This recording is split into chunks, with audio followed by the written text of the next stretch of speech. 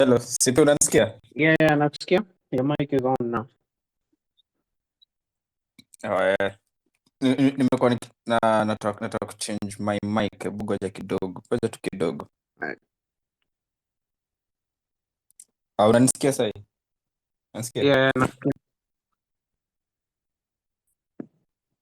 Hello. I think Apple ilikuwa imenifreezia for ilikuwa imenifreezia. Okay.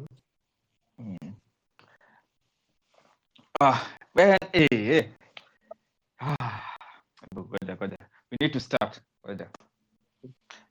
Today's on the 23rd of November. Time is 7:10 p.m. East African time. And I would like to welcome everybody to another episode of Kyumbani with your host, Martin, and my co-host over here.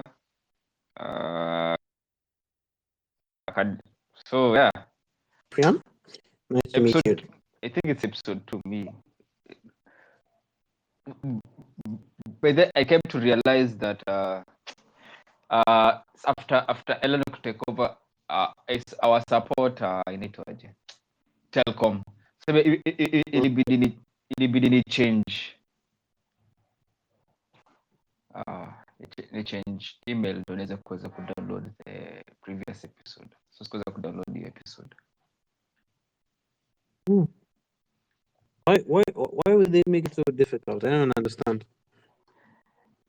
I guess unajua ukitake over so a place that you have to you have to make sure you have to put your house in order, you know. I'm sorry, dude, but your sound keeps cutting out, and it's inconsistent. Unanisikia sahi? Kwa consistent sahi?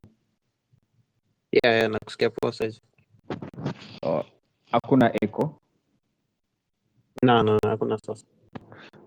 Sawa. Niko nasema unajua maybe it's something you'll sort now later on, but yeah, you never know. Cause jana nilikuwa nimechill nikaanza kujiuliza, is Elon really dumb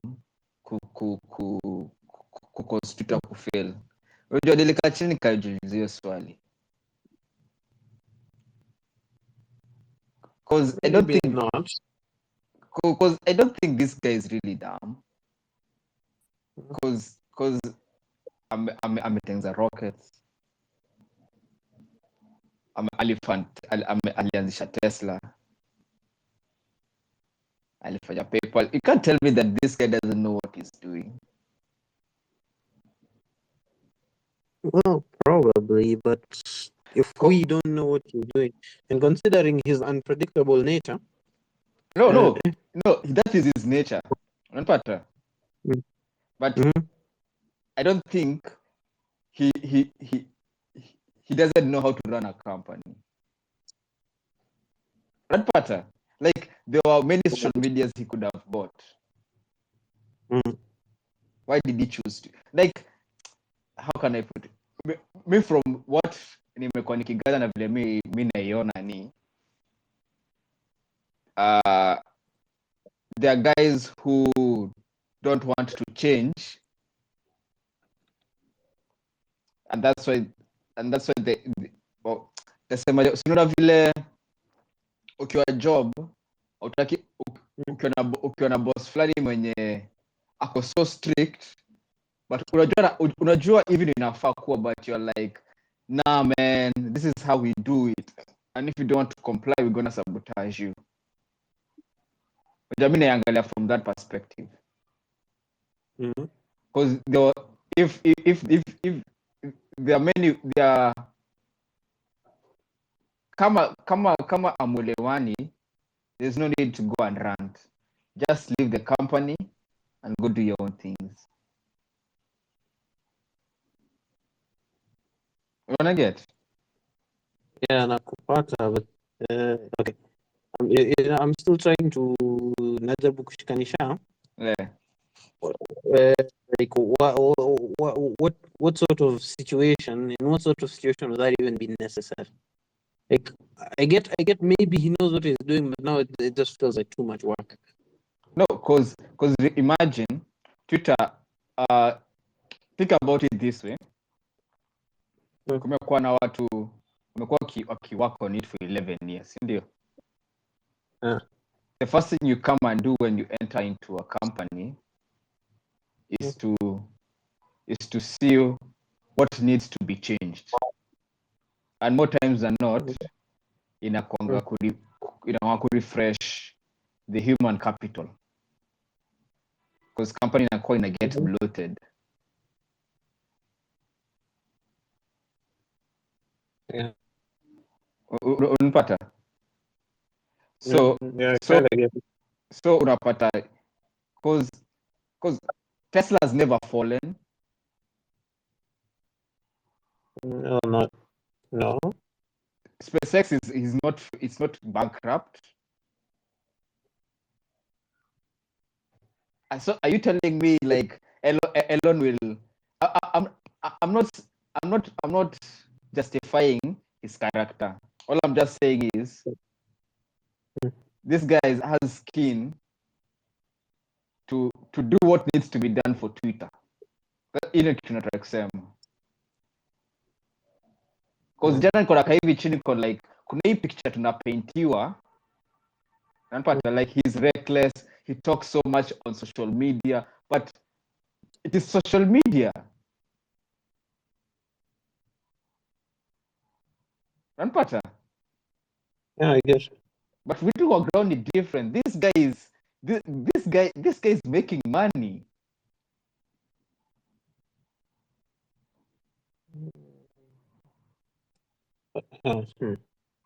Because think about it. How do you make money and lose clients at the same time? That's what I'm trying to figure out. Well, you gotta lose some to make some.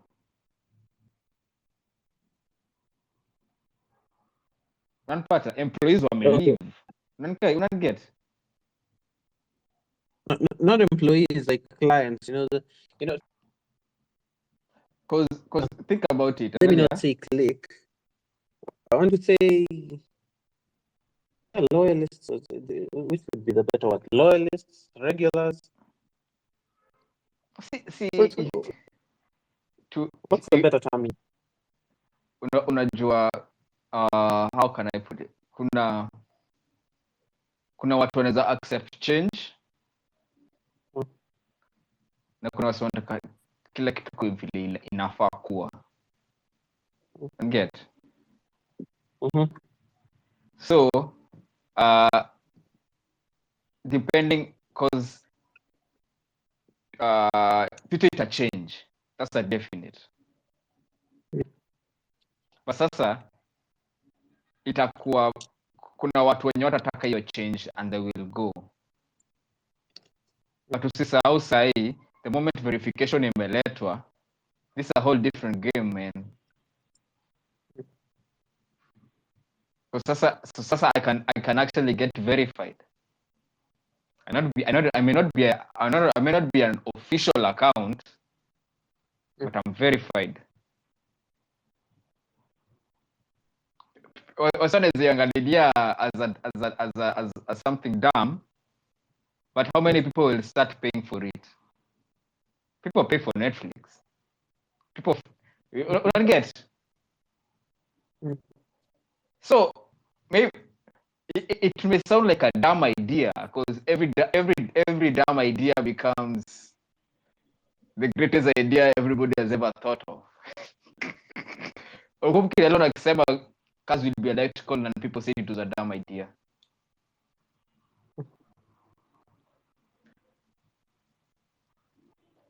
So you can nimekuja kurealize I think we should step back from the media and everything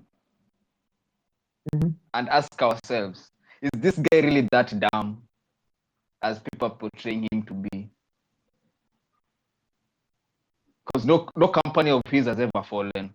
Like on a track record of how is people saying he will run down Twitter. Like, unatoa 44 billion, man. Like, do you think that guy is dumb? No. Exactly. No, he's And that's not when dumb. kila msee mwenye ako against what Elon is trying to change, because lazima ukikuja lazima utaona things are not supposed to work this way. Because unapatanga inafikanga point in a company inakuwa bloated. So you have to go and cut some branches for the tree to become healthy. So some people will get the axe. People die, man. Hata COVID before tufika people died, man. I'm not saying it's a good thing, but sacrifices have to be made. And unfortunately, he's the one who has to do them. Unajua, that's the thing. He is the one who has to do it. Hakuna mwenye atakuja kuambia you're fired. Ni either wewe ukute ama wewe kuvute.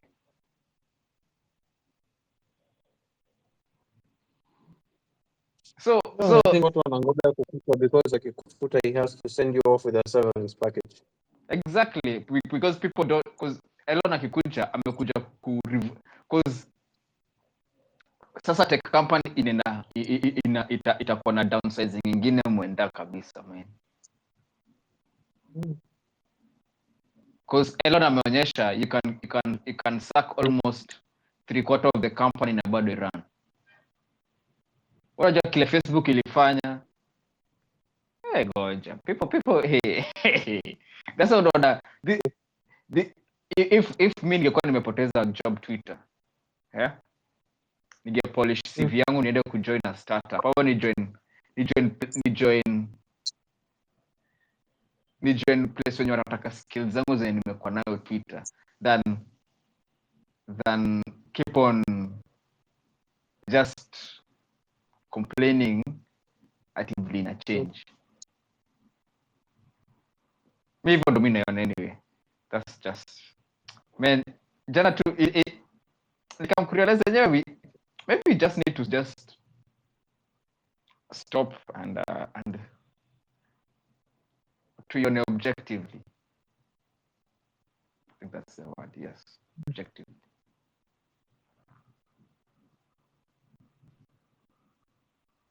Unfortunately, not everyone can keep an open mind to your design.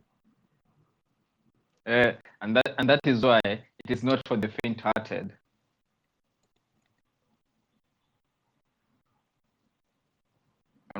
Like, man, because unapata most of the people will react according to the how the news is portray. Because that's how we are. Because a lot of anajua this is the way Twitter is, man. Like anajua how watu wako hapa, so he anawapatianga your energy. Unapata ile energy unampatia neno na wajibu wingi nayo.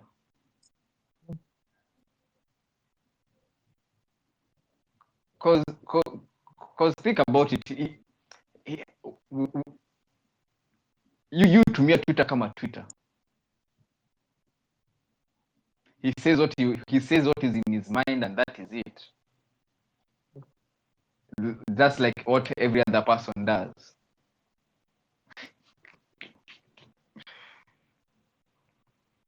And people just because No, as far as saying what's on his mind, it's sort of a contradiction because Twitter is the one app where people usually feel free. Say whatever they want. Mm-hmm. But now it's led by someone who says whatever he wants, but he wants to take that away. What the hell? Atachukwaje? Like how? Ukumbuke the moment Elon alichukua Twitter, the word nigger went up by 500%. Do you know that? Yeah. Yeah. Like that's how Twitter was. It's just that what was happening was there were people who didn't want there were people who wanted people to unanisikia? I think your internet keeps cutting out again. Hey, maybe ni telco message. Iko sawa sahi? Yeah, it's like it's stable for a while, then it just goes, you know. I think hii network ya Telcom I keep up. So disappointing. So niko nasema yani kuna watu wanataka watu akwe tu hivi. You guys, this is what you should do here and that is it. Unget? Kuna ile kuambia watu wewe ufai kutusi watu. But then kuna place in Africa unaambia mtu ufai kusema hivi. You getting the difference? Because for all I know is if you can say whatever you want, nobody should stop you from saying whatever you want. But ni wewe sasa kujua kile unasema unaweza take responsibility for it. Unapata? But if you already tell somebody wewe ufai kusema hivi na hivi na hivi na hivi na hivi, ukisema hivi tunakufanyia hivi, unanipata? Already yanakuambia you cannot say this hata kama uko na opinion on it. So you can never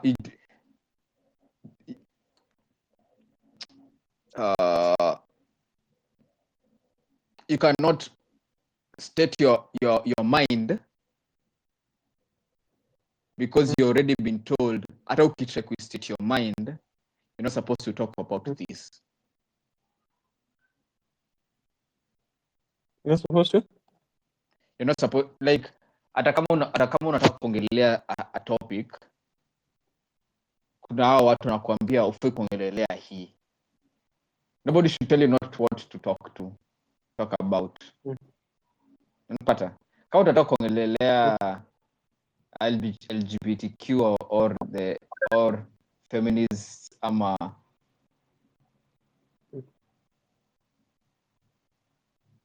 any other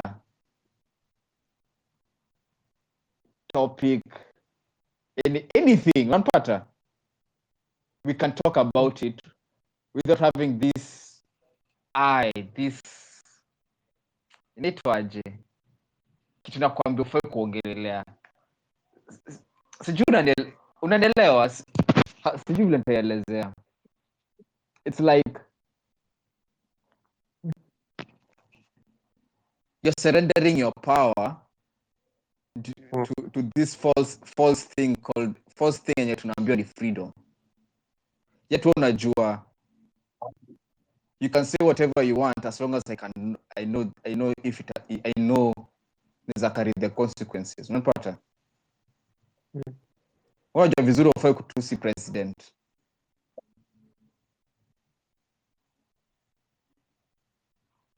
So ama ufai kufanya hivi, unajua tu naturally this is not something I'm supposed to do. Ufai kuambiwa, si ndio? But then kuna just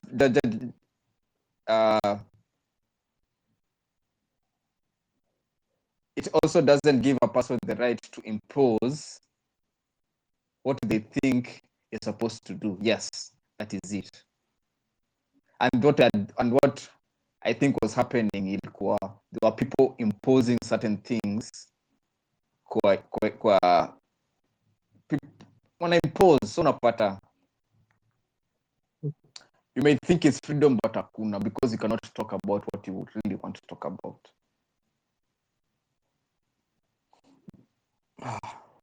Unanipata?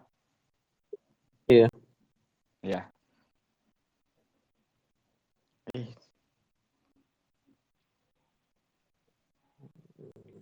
That's still a tricky. Okay. That is still a tricky situation. Yeah, because you have to know what is what. Because kama sasa meaje, ni kama job. Let me give you an example. Ni kama job unapata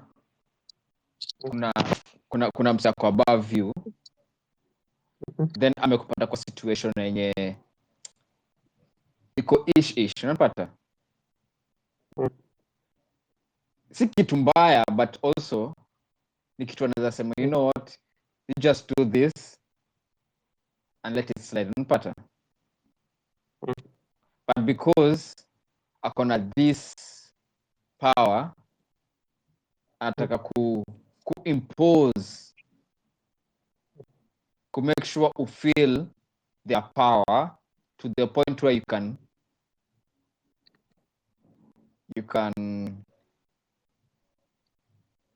we feel not part like I feel yes, not part like the stroke ego, so can I not part so yeah, but like it kuna feel too, that's nasema like unapata kuna a very small distinction between mse mwenye anataka kukupatia ile freedom ya kuonyesha unafaa ku understand that things are not supposed to do, na mse anataka ku impose what they think you're supposed to do.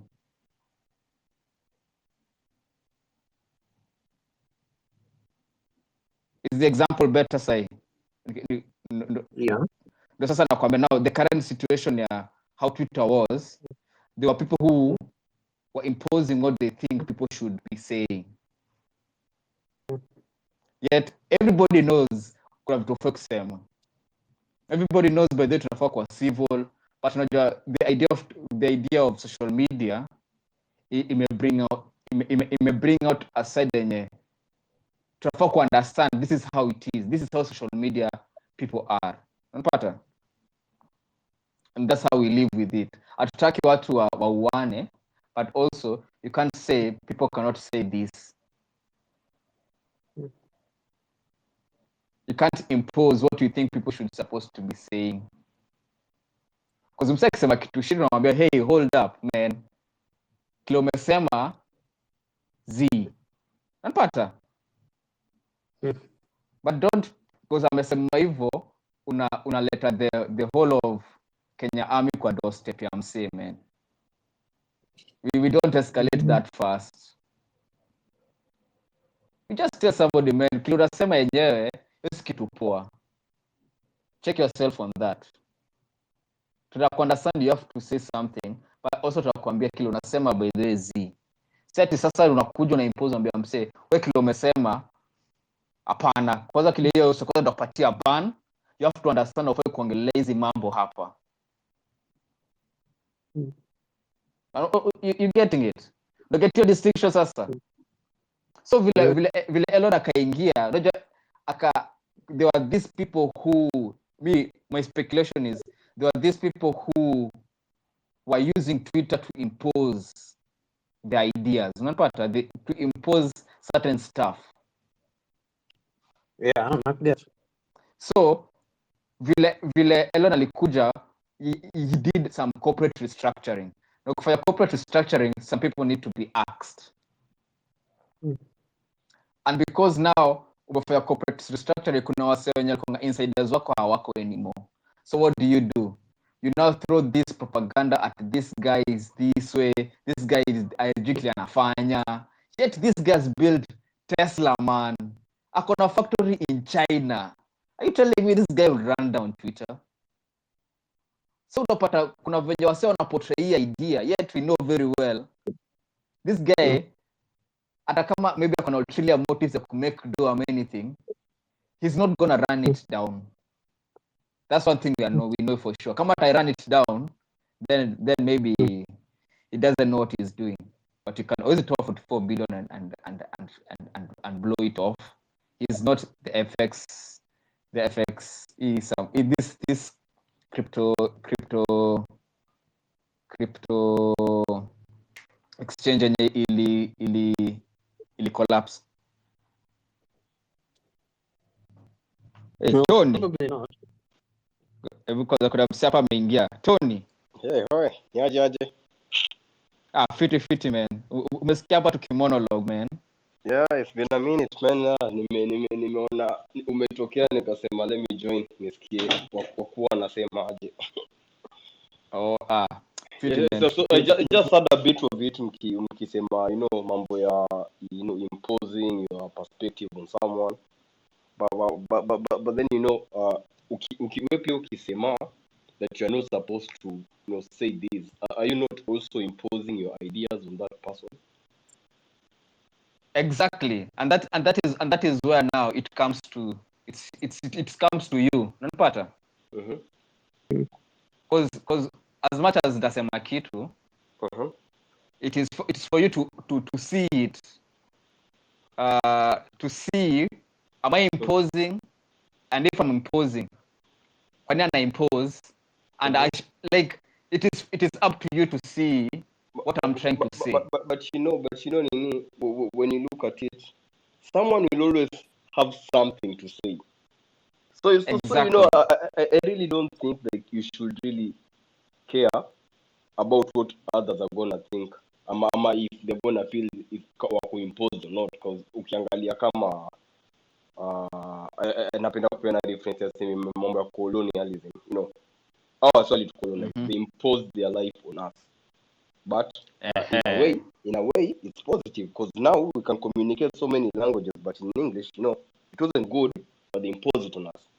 There was a positive to it, but there was also a negative to it. And so like whatever Elon Musk is doing, he has all the money, so he's telling all those other guys, fuck you and your puny ideas. I don't care what you're gonna say. If you think you can do a better job, open your own application and run it, because this is how I'm gonna run mine, and I don't care how you people think, because those jamaa are making jokes hilarious. You're like, whoa. So ametoyo aspect here, you should not be saying this, because this is literally true freedom of speech.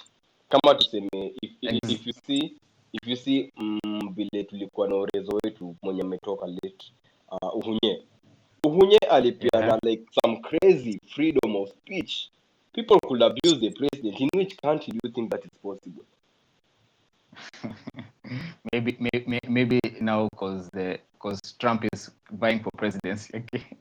Lakini just our current government. You can't talk shit about it. That motherfucker will come for you. Yeah, man, quick fast. So hakuna waste time. Mse anakuwa very very active.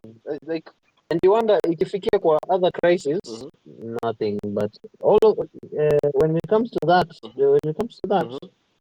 you so yeah, I feel like angekuwa enzi ya Moi, he would have been very high up the political ladder. No, let me tell you guys. You know one thing for sure that you people, I think like most people don't notice, like Ruto was in Moi's government. Ruto was in Kibaki's government. Ruto was in Uhuru's government. So Ruto knows how to oppress people and keep them down. Because as you can see, are you seeing all the crazy things that is happening in Kenya right now? Like all of a sudden, yeye mwenye alikuwa na to promise alikuwa mkulima, we are now importing GMOs, man. You're saying GMOs. Did you see the delegation list? No, I didn't see that. There's a delegation for... it's like full of Calais. It's 500 pages, man. 500! Man, that person... Delegation list. The delegation list that was coming from, I think it's Canada or it's in the US. It's 12 people. From Kenya alone, it's a 500 pages of delegates. 500? 500. Why do you need 500 delegates? What for? No, pages. Pages. What are written on those pages? See now the delegates that are going. Come on, you must be kidding me. I'm serious. I saw it on my Twitter feed yesterday. It was the day before. Bro, that's a whole village. Kwani unaenda kufanyia nini hao watu wote bana? Kufanya nini? Man, I'm telling you, people are enjoying. There's their cabinet ministers there. There are senators, governors, Bro, nakwambia, I just think the bullshit that's going on kwa sababu after corona we know that you can do online meetings. So you sending over 1,000 people uenda wafanye nini huko? Na set kuna 11 people facing starvation. No. Kwanza mmecheki like nimeiona leo tu. Wametoa hii mambo ya subsidy ya free education. Wamesema kuanzia next year Jan waparo wajipange kwa sababu mambo ya free education ndio na Kibaki imeisha, time yake imeisha. Come on, for real? Yeah, man, I saw that. I'm like, what the fuck, bro? As in, na kusho. Like, and I'm not just money that I want here with this motherfucker, bro. And he's already done all this. wait, hold up. Free education is no more. It's no more. Hizo some subsidies zenye ziliwekwa na enzi ya Kibaki ati all over. Apparently it had a timeline. I don't know where this timeline is coming from. Sasa one Oja. Food is not getting any cheaper. Food is not getting any cheaper, bro. Nothing is getting any cheaper, and yet we are getting worse as a country. These niggas are just eating, and they're eating too much.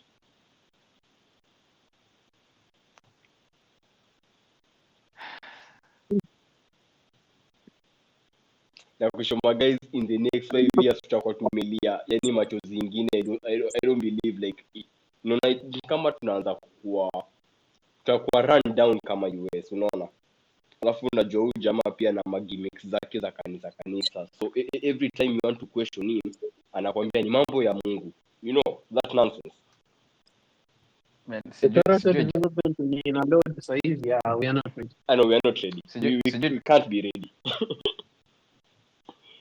I don't now the script is changing actors too, because we tunafanyanga this thing every 5 years. Put in someone unreliable in the name of mtu wetu. They go, they take what they want, leave us to fight for the scraps, and then when they need us again, ndo wanakumbuka you know nini mtu wetu, and it goes around again. You know, people have been praising this election with, of course, the merit. Yes, this is the most peaceful one we've had for in a while. But still, blood was not shared, but results. Nangoja analysis yake ya the first 100 days watuambie huyu jamaa amefanya nini. Tushinde tumeambiwa nini meetings with so and so nini, unaona hiyo unasema list ya delegates ama nini. That's basically his what? Do I call it a clean? Do I call it a, that's basically the people who are benefiting from him being in power, the people that, you know, basically placed him on that seat. Now you have a list of names that watu unajua watakuwa kikulia directly from this whole. Now that he has the power, you know who's going to be eating, basically. So you're either in or out. And unfortunately for most of us, we're out. Does anyone know how this hustler fund thing works? It's an impressive slogan. This man is not poor. I know the guy is not poor, but there's this hustler funding that, you know, they were giving mambo. I think it could limit here 50K. Does anyone know how it works? Does anyone even know anyone who has even applied for that thing and gotten it? Because we know like it is scam. It's scam. There's ni slogan. No, let me not say slogan. It was more like what? It's a gimmick. It's yeah, gimmick. Yes, that's the right word. Gimmick. So now that it's placed him on the seat, he's not going to follow it up. It's basically a repeat of this the laptops nonsense walikuwa wakifanya wakiwa na uhuru. Yeah, neto ma laptop mazee ukienda I think the tablets ziko in the streets of Uganda zinauzwa huko bana. They're not even in Kenya, mbona zimekuwa branded government of Kenya, but in Uganda being sold in the streets. For real? Wait, for real? Yeah, man. Hizo taifa tablets tulijaribu kuzitumia time ya I have never used the worst device in my life. What's in what manner? What do you mean? Uh, it's buggy, it's inconsistent, it's like sasa nitasema nini? It's a tablet with the processing power of a landline. Bro, that bad? And that was supposed to be our major our major technological leap in the last 10 years. Wait, are you seeing the nonsense that they're doing at oh, Kenya will be producing the cheapest phone in East Africa? Why do we need to produce a cheap phone? We can just buy them from China, and they're doing a way better job that we can ever do. We don't have any technological facility in Kenya. Why are we trying to build? Well, shouldn't we be working on the farms to get food for the people? And do you understand? We should be fixing the problems we have instead of creating promises and making new problems. For example, Mhm. I live on Mombasa Road. Mhm. I did not ask for the expressway. Sikumbuki nikiambia mtu that living on Mombasa Road it's actually hell now Mhm. because hii barabara yenye walituachia is just full of holes. It's patchwork. Unaamka asubuhi unapata tu wamehamisha mawe. They are constructing all of a sudden, and their money maker is just sitting there. When you ask them what they did to solve corruption, what they did to do ABCD, did he atake kujibu. You remember there's a debate he refused to attend. Specific, akisema akiuliza hizo swali specifically, he's not attending. Mhm. Zero accountability. That should have been a red flag. Man, I'm telling you this bullshit. And this guy knows how to play mind games. Remember during his campaign, he's going to every, the Wamama on the ground and he's signing a document with the promises that he's going to give. And then it's just disappeared.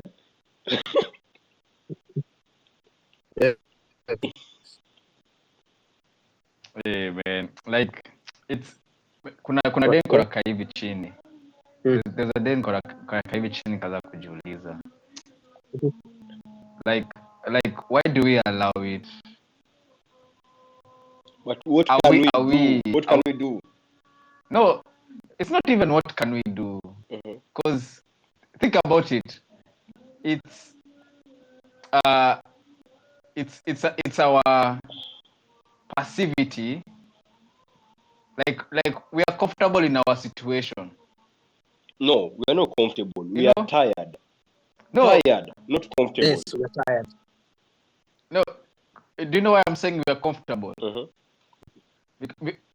Because we can still we can still get one or two nudges.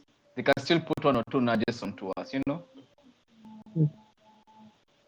Like this.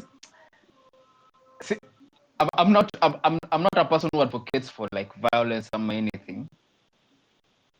So me, it will be better to find another way. Let me tell you. We don't have to.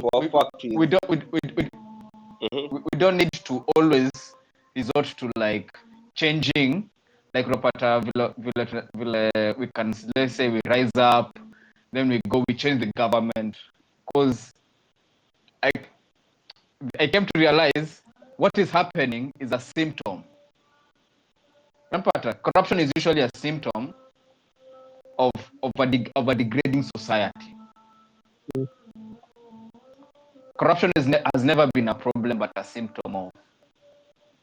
So I think because it's really fucked up, because the government will never change until we change. You see, that's the fucked up thing. What do you mean change in what manner? Our values, what do we really stand for as Kenyans? Bro, we don't know. We don't know what we are standing for. That's why you put our leaders there.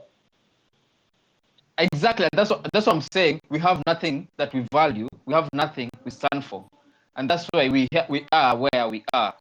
Bro, I don't know if the thing is, I can see the problem, but I don't know the solution. I know the solution. I can see we are in a hole. Yes, I'm in a hole, but then what? You getting it? Okay. My take is, For us to ever recover as a country, blood must be shed. It's so unfortunate, but that's the only way. You saw what happened to Rwanda, and everything where Rwanda is right now. Yeah.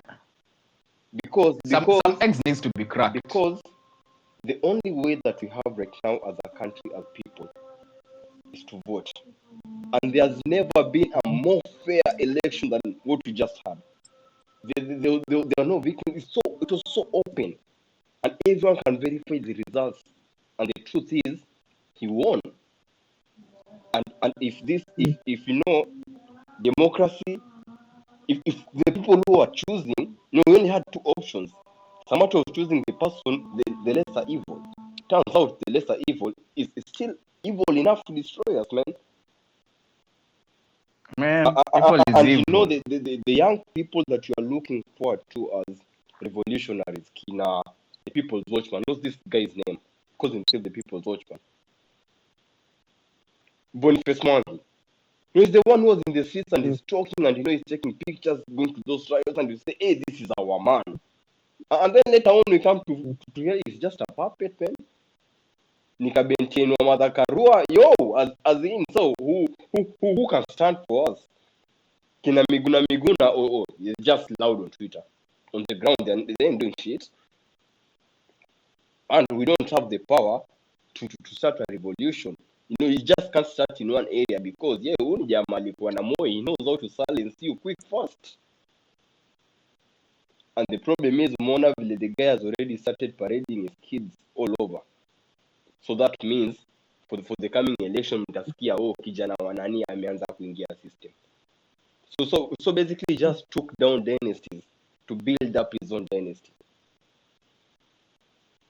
Because if you look around, the people who have been elected most as, I don't know, senators, governors, to be honest, they're stupid people. They can't lead.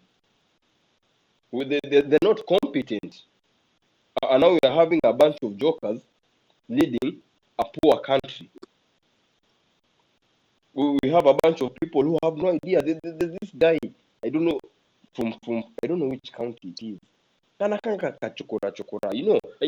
not a bad thing to say. But he's not doing shit, bro. It's not about your looks, it's about your mentality. But you see, the guy's not doing shit. All of a sudden now we have, I don't know, every MCA impeaching this lady, which this lady was also being stupid. You can't pull up the whole of your family and you want them to be part of the government. You're one person. One person from the family is more than enough. Natunyonya enough. And Tony, can you just imagine that audacity? Wow. Can you imagine? Just take a moment and imagine how such a person voted by the people had the audacity to say, you know what, my family needs also to enter into power. And then they pull this, and then she pulls this card at equality. If you are a man and you get a political seat, your wife can be supported by the government. And then now she's a woman, and then the government is supporting for a whole man, and they are lime bana. Jinga. No, the thing is, this whole that's bullshit. Who's the first lady there? Who's the bullshit. first lady there?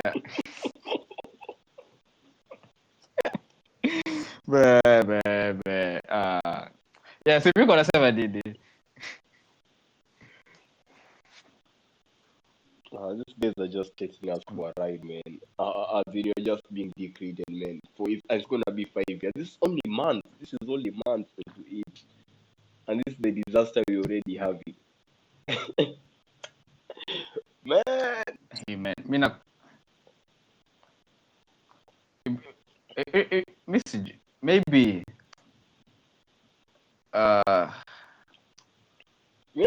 Someone should just pull up with a gun and shoot that motherfucker down. I said it, man. Because like these people are crazy. As in, how can we as a country be ordering GMOs? How as we as a country be having people who are dying and there's a place where they have surplus tomatoes. They're feeding to cows. They're being thrown on the road, and there's somewhere else in the country that people are dying out of food. Kwani how expensive is it to just take a truck? Hizi tomato zenyu wa mama kujeni, tutawapatia 20 kwa kilo. You know, I understand it's little, but this is what we have.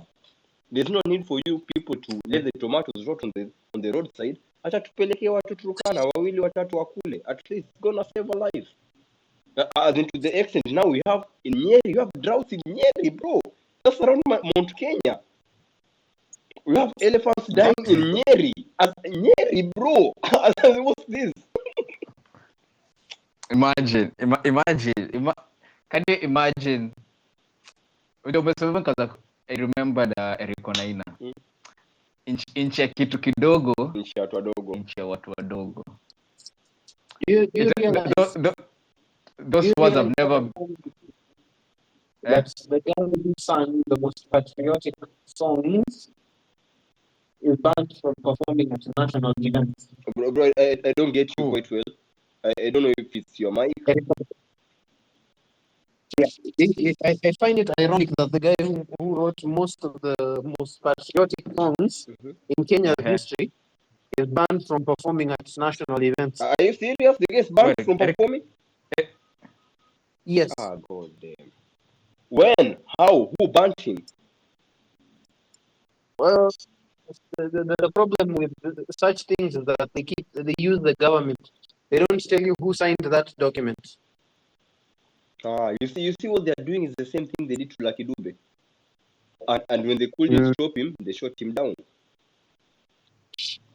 Yeah, exactly. And they did the same thing to Bob Marley when he was singing revolutionary songs, and you know he had to flee the country. Man, you know, in a. But What I can say is, if you should be ready to carry the consequences, you know. the guys are just. If I die, man. If you die, you die. But hey, come on, no one has that pose in this world. Let's not lie to each other. Everyone wants to live, you know. No, unajua nimekuwa nikifikirianga hivyo, but then I remember kina George Washington when they were fighting the British, ndio walikuwa nasema give me liberty or give me death. But you know, I'm not gonna choose. But that has to be the whole country, because imagine if you're one person, you're gonna die for nothing, bro. No, and that is it. Because the thing is, it's not about it's your action, and get. Because in Iran, have you been following the story of Iran? Yeah, the way they went and took down the government. Yes. Because what happened was, they're called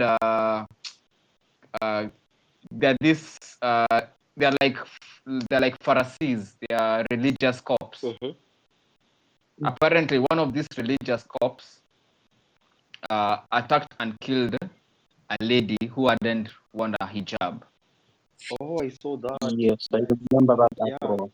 That was it, and that's how they just started slowly. The lady started stopping wearing hijabs. Slowly by slowly, bro, it kept rolling. Rolling. Let me just tell you what's happening. If you guys haven't noticed, social media is killing the world, because social media comes from America, and everyone is trying to follow what America is doing, and America is crashing.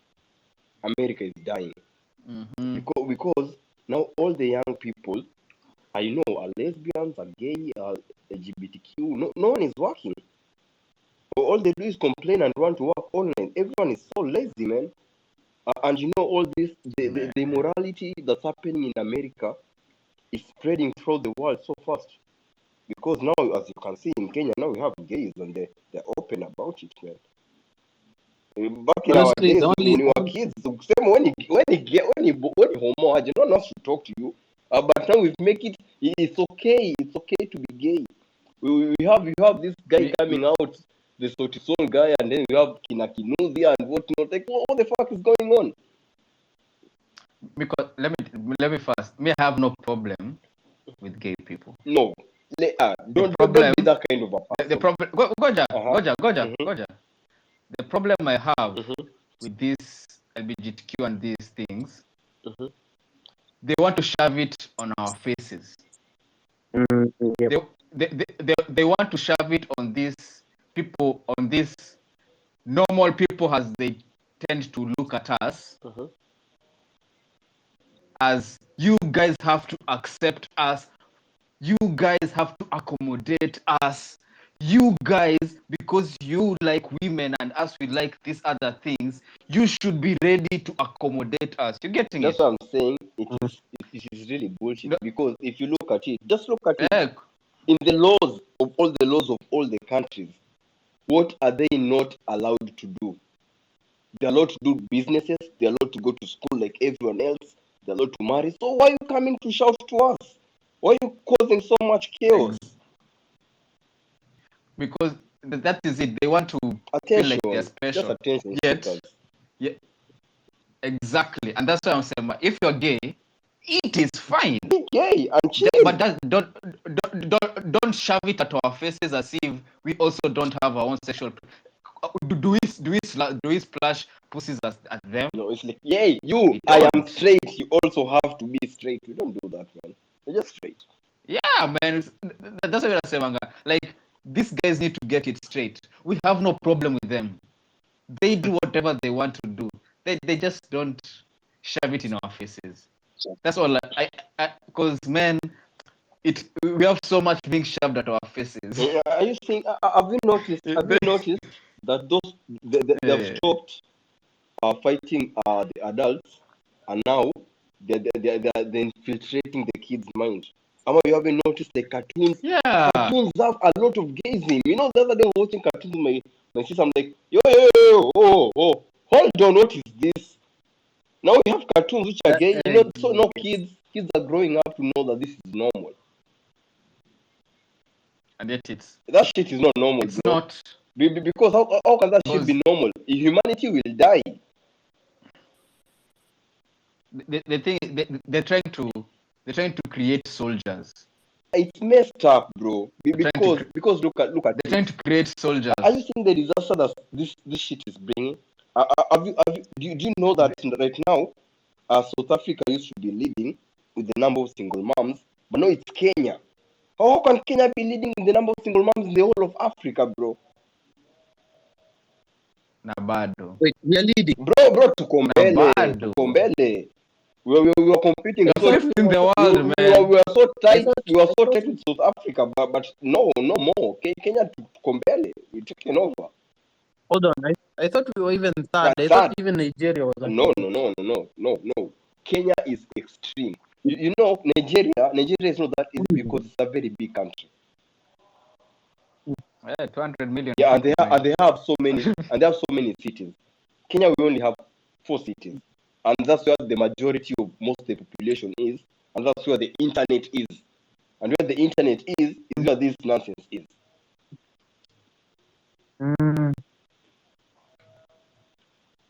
It's fucked up, man. Yeah, man. As in, you know, It's fucked up. And even I was being told that in our local church, at Isasa we have a section for single moms. How can we be having our own section for single moms in Japan? How many are they? The way you used to have elders, we have mothers, we have children sections, we have youth section, and then now there's a single mom section. everybody Bro. wants to be acknowledged. You know, umesema hivyo tu nikakumbuka, there was this discussion I was having with a friend of mine. Kawambia, because we are brought out with this participation, like everybody is a winner, everybody gets recognized, you get? That's nonsense. So now, see, with this generation of ours, like the millennials and the ones before us, want to be recognized. You getting it? If I'm gay, I want to be recognized as gay. For what You reason? getting it? But I Now, never understand. For what reason? No, because we were, as kids, we are brought up to be recognized no matter what you do. You getting it? But you're supposed to be recognized for your, when you're doing something great. but You getting it? Bro, it's no longer like that. The other day, Exactly, and that's my why sister's school in a competition, you know, there's number 1, 2, and 3, and then every other puny person, even number last, gets a trophy. What for? Why are you getting a trophy? You lost. And imagine now, Tony, somebody like that has been experiencing that for 18, 19 years. Then it comes now to the real world and realize how will they compete in this? Nobody gives a fuck.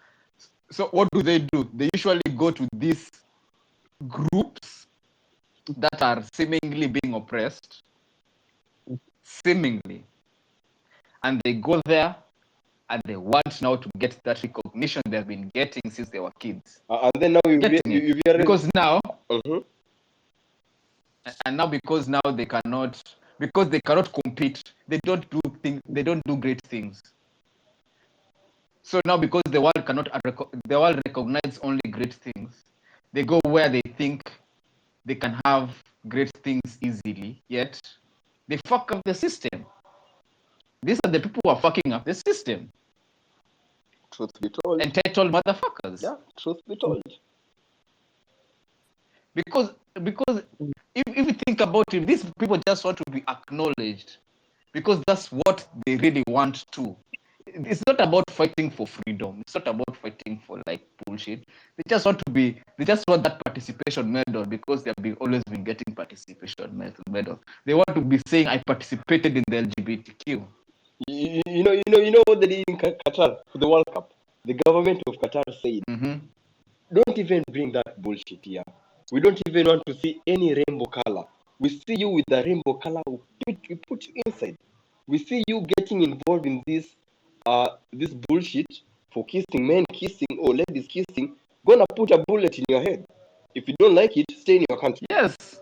That's what they said. Exactly. And if you come here, you are allowed to only have 4 beers. If you start acting mannerless, we arrest you, put you in jail to sober up, so that you can leave the next morning when you're sober, so that you can behave in this country as normal people. And how is the internet reacting? Qatar bribed. Bro, people are talking shit about Qatar, but Qatar doesn't give a fuck. Exactly. You can see, because we only see what we want. Like, nobody is willing to accommodate the fact that these people have their own way of living. Everybody wants to be recognized. And Qatar is doing good, man. Qatar doesn't have single moms. Exactly. You know, in Qatar, you're not even allowed to marry if you don't earn a certain amount of money. You're not allowed to marry because you want to marry and come here and raise kids who are suffering. You're not allowed to marry if you're not earning. You stay single and you go die. You're not even allowed to be seen with a girl. What are you doing with a girl if you can't afford her? No. It sounds so brutal, but if you look at it, it's so logical because they don't have problems in the society like we do. And then you guys have realized the way these entitled motherfuckers who grow up after they realize they ain't shit in this world, they start forming their stupid groups, support groups, and they say, "Oh, we have depression." Oh, you don't have depression, you're just lazy. So victim mentality. Because waende washikane sasa, the world is the problem, yes, not us. Yes, it is never them. How can it be them? Roger,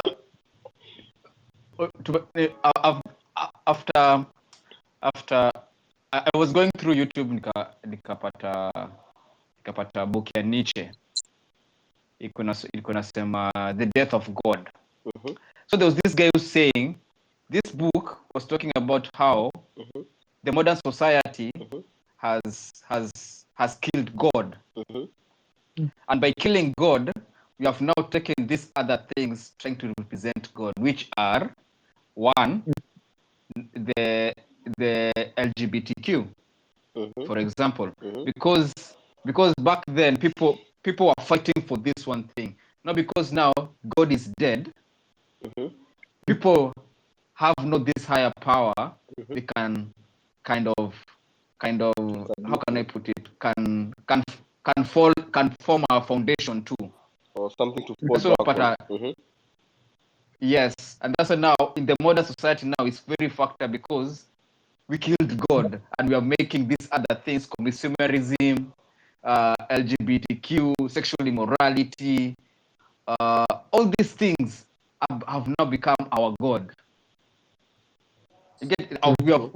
We have killed him and we have put them these other things as they've become now our God. Do you know someone? And that's why we fight. Keep on, finish. And that's why you can come to realize Nietzsche, he wrote this thing in the 18s. 18, I don't know 18 what. And as we can see now, as much as we see the West succeeding in the modern technology, they already killed God. They don't have the value that is needed to hold them firmly. That's why they do whatever they want to do, and they're okay. You know, so The Chinese don't do it. no. They have bigger problems. So someone explained this to me. So someone told me, for humanity, in every generation, there must be a problem. If there is no problem, then you will create a problem.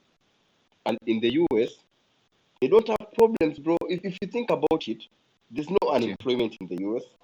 In the US, if you do delivery, you can get enough to eat. So they no longer have the problem of school because the education system is so good. They have the internet. You can learn anything that you want from the internet. They don't have that many needs. So since they don't have any other problem, they created a problem. So homosexuality was not a problem and said, hey, guys, let's make this a problem. And it's not just a problem to us, let's make it a problem to the whole world. Because in Kenya, or not just in Kenya, in Africa, we don't have that problem. We have bigger problems. We have famine, we have our people, sleeping on the streets. We don't have construction roads because this is not our problem. And then the problem is, the problem that we have is most Africans, we don't know how to be original and stick to our problems. Now we want to make first world country problems to be third world country problems. And that's not, it's stupid, bro. We are dying. It's killing us more. Because we don't have a fallback plan.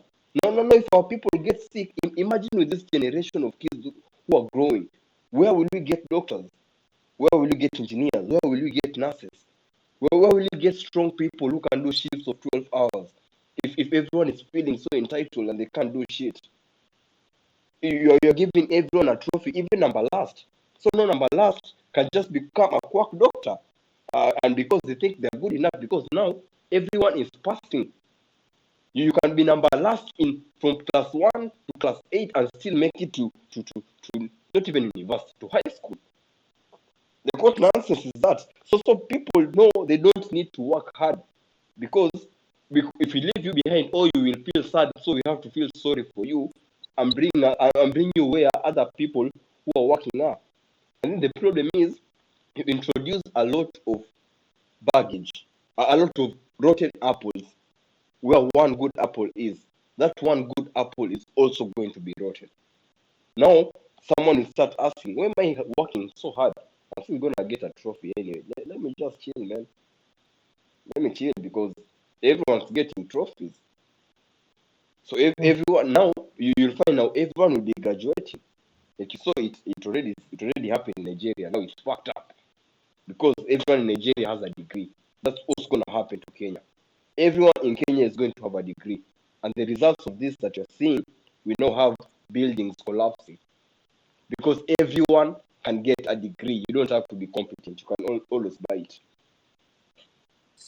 But now you see Nigeria is the same country where motorbike guys drive across the runway. Do you know how ghetto that is? That's so ghetto. What do you mean? The airport doesn't have a fence? Walikaka, these days are, what's the word? Unruly is not even the word. They need a new word invented for them. Walingwa fence ya airport. But because everyone has a degree, they're still going to think they are better than everyone.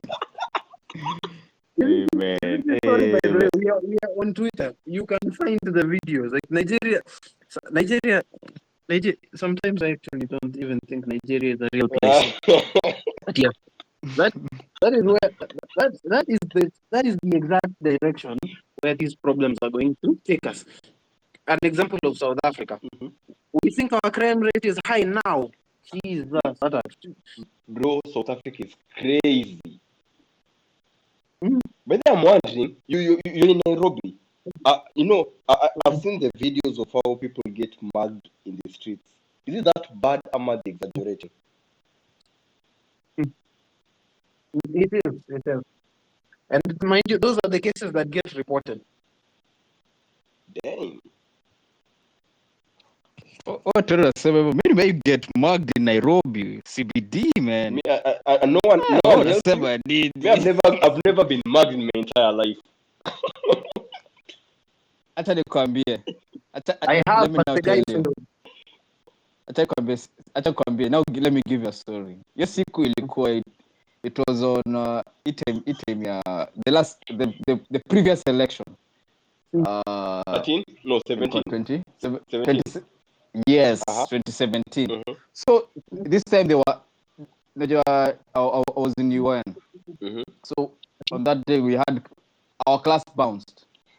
And we so tukasemaje twende kuna inaitwaje this place inaitwa hall number 11 si 11 Stella Winja kuna Stella Winja hapo. So kuna dining hall hapo, so tukaenda tukakula dining hall hapo, tukateremka. So inakuja napita katikati ya Central Park, unatokea GPO. So while we are passing through, watu wakaanza kukimbia. I'm not even alone. I'm with my friends. Just sasa tukaanza kukimbia now. Now I'm being mugged and my friends are running. So how many were they? Like all of them? Walikuwa two. Mlibiwa na watu wawili. How many were you guys? Watu wawili. How many were you guys? We were five. Mlibiwa na watu wawili. I not seeing yourselves as puny. I know. Now the weird thing was, I'm trying to do the math and it's not mathing. Math is not mathing. Actually, this was the most fucked up part. Eh? Mi niko nyuma, wako mbele. Wakasimama mbele kidogo na niangalia. Mateo, I want to know, did they have any weapons on them? No. You have the weakest friends. Thank you have the weakest friends anyone can ever wish for. 5 people ran away from 2 people. Do not allow them to carry your casket. Those niggas are fake. From then on, I usually walk alone. But the mutembeanga peke yangu. Inabidi man. Just bidi mutembea peke yangu. Heri niibiwe peke yangu. Walai, cause sasa tunatembea, mimi ndo nimeibiwa, hawajaibiwa. Now they're like, oh yeah. I'm like, bullshit, man. They make you.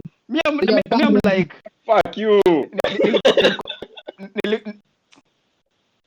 Wanaambia, Martin Pole, unajua. Sio mimi kwa akili yangu niko like, hata si notes.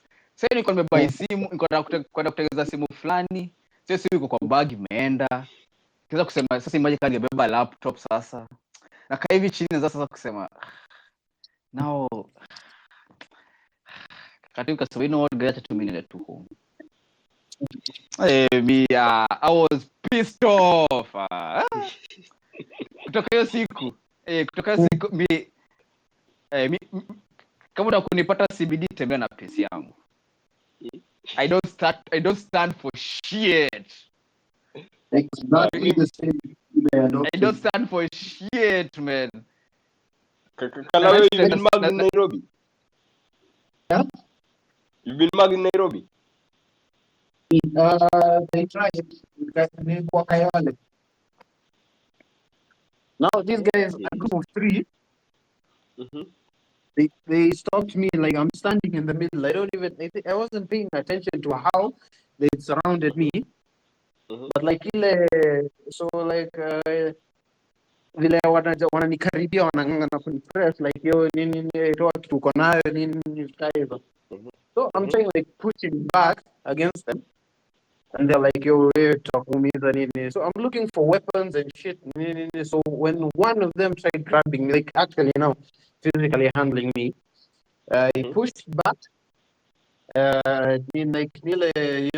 Pushed back, then raised my voice, like making noise, because where I was, it wasn't exactly secluded. It got barabara. So when other people started, noticing what was happening, like I started walking back into a shop. Because if they try stealing like from someone and it's a place that they can't run from, it's going to be bad for them. Oh, Juju people are gonna get killed. And in a place in the neighborhood where people are sick and tired of voice, it would have just ended badly for them. So like they're leaving, telling me to Skopati and but they're not going to try any shit there for a while. Oh, what happy anyway? Yeah, so it was basically quick thinking that it helped me, but under different circumstances, I might have gotten either robbed or injured. Me na thugs tumekuwa friends, man. Mimi nimehandwa. What? Now that I think about it. Goja. Nimehandwa mara ngapi goja? Nimepoteza. Nimehandwa umoja. Nimehandwa utawala. Nimehandwa lifestyle. Bro, Mato, you got to hit the gym, bro. I'ma just get a gun. Acha nikwambie, ilifika point, unajua notice sasa Tony, my clothing usually is just some random nigga somewhere. Miss Kuzi, I really mix like, cause man, I was, but sasa nilianza kulana. Unajua shida ilikuwa ilikuwa ile time napatwa kama niko off, unapatwa ni either nikuwe assaulted physically ndio nitoe, cause lifestyle tulisimamishwa, nikaangalia wase. So niko na simu kwa mfuko, na unajua niko kwa hivi nikaanza kujiuliza ama ni bargain now. Ndio kwa kile kajiambia na bargain watu wanataka kunihanda. So I said I was with my kuzo. Niko na watch pale. Unajua nikatembea nikaenda kwa watch. Kaambia kuzo wangu twende. Yakasimama. Alikuwa amesimama hapo, yeye alisimama akiwaongelesha. Mimi nawaambia kuja tuende. Sasa mimi nikasimama kule kwa watch na muita. Because I can't go back. Nikienda back naenda kujideliver kwa wezi. Unaenda kunyoroshwa mbaya. So na mimi nimetoka. Mimi nitembea, mimi nikaendelea. Yonde ilikuwa awkward. Kuku zako alikuwa dem? No boy. Aona mwacha pambane na hali yake. Juu shamshow bana. It was awkward kwa sasa najua mimi nilikuwa na simu kwa mfuko. Sasa ilikuwa Nokia 5320 ile ni Express Music. Yeah, ilikuwa na grills on the sides, ndio? So niko na simu kwa mfuko na niko na kwa tole niwaambie cheki hii simu yangu vile inakaa. Sasa mtaka kuniibia kwa nini? Then kwa akili yangu kaniambia, mjinga wewe. Unawaambia nini? Nikitoa ni hivyo. Experience taught me. Kasema you know what? Acha mimi nitembee. Kama mtaka kunihanda, nifuateni. Nikatembea nikaenda kwa watch hapo kwa lifestyle. Kaambia by the tunaandwa na wale maboy. Na watch tu nakaba sema Lakini Mato, unajua you people give too much credit on the watches. What do you expect the watches to do? No, si hivyo, unajua kile iko ni wezi come kwa watch, si ndio? Kwa nini? No, walikuwa wawili. Watch ni moja, wanaenda bro.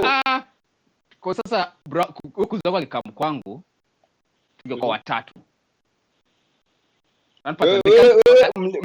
Mlikuwa watano and you couldn't do shit. What makes you think three people can do shit? Gonja, that's a different story, man. That's a whole different story. Oh, the numbers are the same, bro. Vile mimi nilitembea hakunishika kunisha, unapata? Which meant hakuwa na kitu ya kuni threaten nayo. That was my you know, kwa sababu mimi nilichapa that moment. So the idea was, let's walk away from them. Then tunaweza jua kila kufanya, cause tungekuwa hapo tungekuwa tuna negotiate now. So what I decided was to walk, and I kept calling my kuzo, kuja tuende. So unajua watch alikuwa kama unajua like the only security guards were lifestyle. So the idea was niende hapo na kama anaweza nisaidia aniambie niweze fanya hivi ama nifanye vile nikitakuzo wangu akam. At least najua nitakuwa safe enough to do the next thing. Kama ni kuingilia through lifestyle, niingilie through to kile side nyingine, we just dash and go. Ngiendanga. Because that was the plan. My akili yangu ikasema hivyo, because me najua sasa I cannot always bargain na wasana kuja kukuhanda. It's either you give or run, bro. Give or run. I hate Nairobi. I really hate Nairobi. Every time I'm in Nairobi, I use an Uber. No, because I'm bougie and you know I have the money, but because what I will lose trying to walk in the streets and using a matatu is more expensive. Imagine I'm losing my phone, bro. Na Uber ni 2 so. Acha nilipe Uber bana. This is why I don't go into town. Eh? No maana siingiangi town unless ni Sunday. Unasema I despise crowd. Tuna Tomboya Street. Is it Tomboya Street? That is my divide. Oh, yeah, uptown na downtown. Mimi mtu akiniambia koja, I think twice. Nikisikia koja, Moi Avenue, I think twice. Niambie tupatane Mwidubingu Street ama maybe pale GPO. Hapo we can bargain. Unajua hapo kwa kuna watu wengi, unaweza na mtu akikimbia. But Tomboya Street. Kai.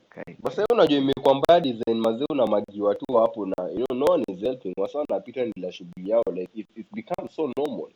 But try that in the streets of Mombasa, bro. Umechomwa. I swear unachomwa. But the true. At least I can give Mombasa that credit, man. At least Mombasa unaweza tembea usiku. Bro, Mombasa you can walk while texting. No one gives a shit. Hey, mimi nakwambia hata This is why I love the coast. This is why I love the coast. Kama Diani I can walk at midnight, zero problems. Kitengela ni giza tu. Kama last week, where was I headed? Umo. It's already 9 p.m. and I'm thinking, I'm on the road. There's no my heart is not at rest. Like I'm walking past people, and the only thing that is going through my mind is, okay, so where was him with? There's zero. So you can't have peace. Nairobi refuses to give you peace. Nairobi, There's no peace in Nairobi. wapi? Nilikuja kurealize kumbe here in the coast people are easy, man. Hakunanga haraka. Bro, coast is the best place you can ever live. It's the Man. best place you can ever do business. If business is good, that is. Because But- coast hakuna pressure. People are not thieves in Mombasa. Hakuna wakora. No one is. You know, in Nairobi, you always have to stay awake. Your radar has to be always on because everyone is trying to swindle you. Kila mtu anajaribu kukukon. Kila mtu anajaribu kuibia. Everyone is trying to make a profit from you. Nairobi is the streets. Nairobi is the streets. Me, I don't know. My bro was telling me, kuja nikufunze kuishi Nairobi. Nikamuuliza, why would I want to learn how to survive if I have the option of not learning how to survive? Because I don't want that life. How can I live every time? I always have to be careful about the people around me. I can't even walk in peace.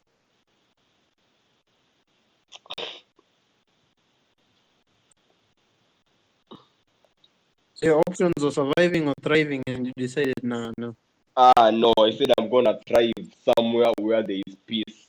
You know, it's not about, Mombasa is not as ukiangalia in terms of fun events. It's not that fun because wametoa vitu kaa bowling don't exist. Lakini we have the beach. I don't think anything can be more fun than the beach to me.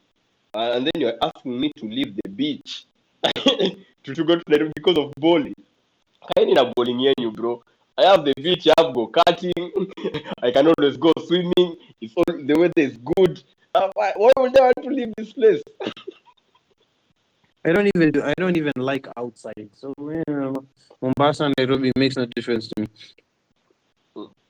But if I'm to go outside, I'd rather go outside in Mombasa than go outside in Nairobi. True. Shida Mombasa is just the weather.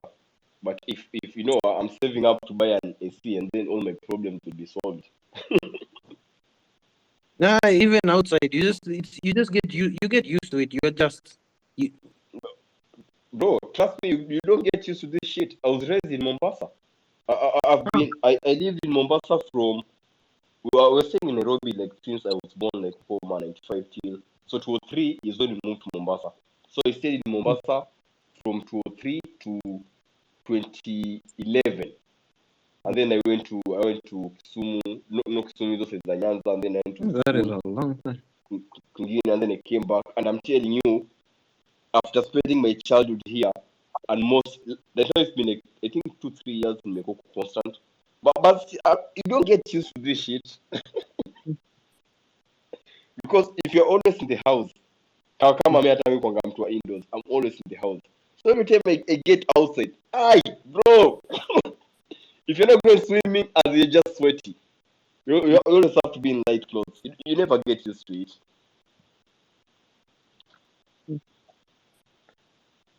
You're talking to a person who hates the cold. I hate the cold with a passion. I think I prefer the cold to the heat, because with the cold you can layer up. With the heat, you sweat and you're still going to feel uncomfortable. And you can't do shit about it. You can't even sleep. Have you ever woken up na bedsheet tulilalia, it's clung to you like a new layer of skin? Bro, najua mimi, there was a time I was convinced that my sister was coming and pouring water on my pillow. I was convinced that we were just playing games with this girl, because babu, it doesn't make sense. So how is my pillow wet every time I'm waking up? So I locked my door. I locked my bedroom door, and I put the key next to my bed. And I woke up, and the pillow was wet. I said, holy shit. Bro, ni jasho. Head game tight, man. Head game tight.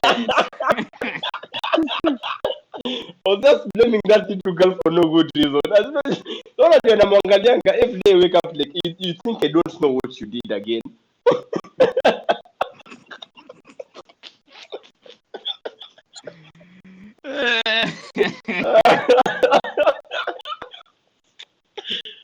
Bro, crazy.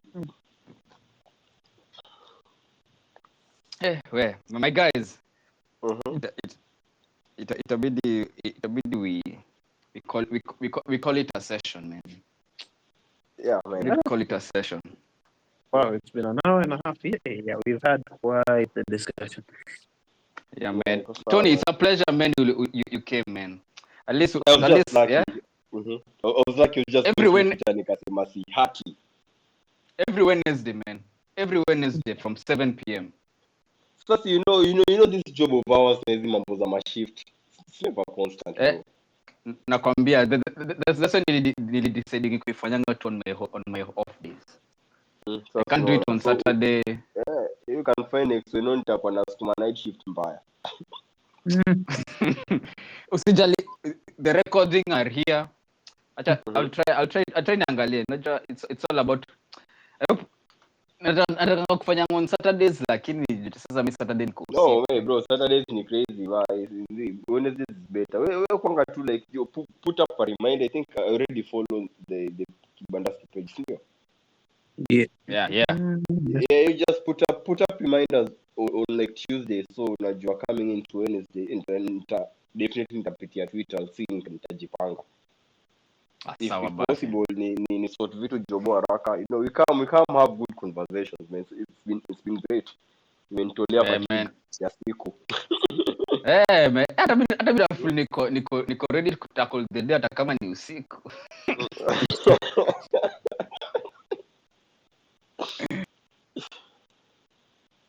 Man, it's been guys. Till next time. Till next week. Yeah, till next week, man. Peace. You all have a fruitful week. Yeah, have a safer week too, man. Umesema safe week? Yeah, it's fruitful. Safe only applies to me. Ni mimi tu niko Nairobi. Man. Have a secure week. Bro, be careful. We hope you'll be having a phone to join Twitter next week. Kama sina itabidi tu nimeingia online like most African parents.